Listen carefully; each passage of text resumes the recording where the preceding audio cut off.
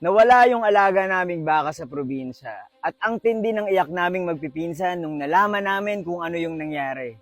Story time. Nung bata pa kami, binigyan kaming magpipinsan ng lolo namin ng baka. Pinangalanan namin siyang Bambi. Sa probinsya ng Aklanto, nagbabakasyon kasi kaming magpipinsan nung mga bata pa kami during summer. Siguro kaya kami binigyan ng baka ng lolo namin para may pagkaabalahan kami nung bakasyon namin.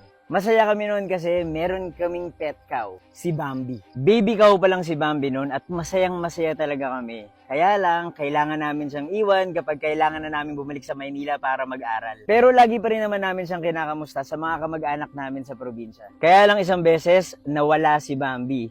Hindi siya makita ng mga kamag-anak namin. Akala namin ninakaw, yun pala nakawala lang sa kulungan. Buti na lang nakita nung kapitbahay namin. Basta kapag nagbabakasyon kami, ang unang-una naming hinahanap sa lolo namin si Bambi. Eventually, lumaki si Bambi at nagagamit naman siya sa bukid.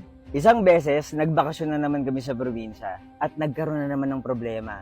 Nawawala na naman si Bambi. Hinanap namin siyang magpipinsan at wala naman kaming matanong ang matatanda noon dahil busy silang lahat, nagpe-prepare dahil sa fiesta. Yung iba naglilinis ng bahay, yung iba naman busy na nagluluto. Nakausap na lang namin yung mga matatanda nung kainan na. Madaming ang handa nun eh. Merong lechon, may afritada, may kaldereta. Tapos tinanong ng pinsan ko yung tita namin, "Nakita nyo ba si Bambi?"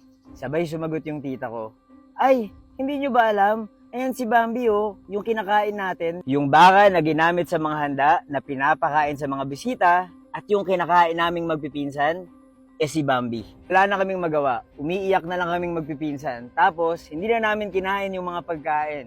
Kaya tuwing nakakakita ako ng batang baka kagaya nito, naaalala ko talaga si Bambi.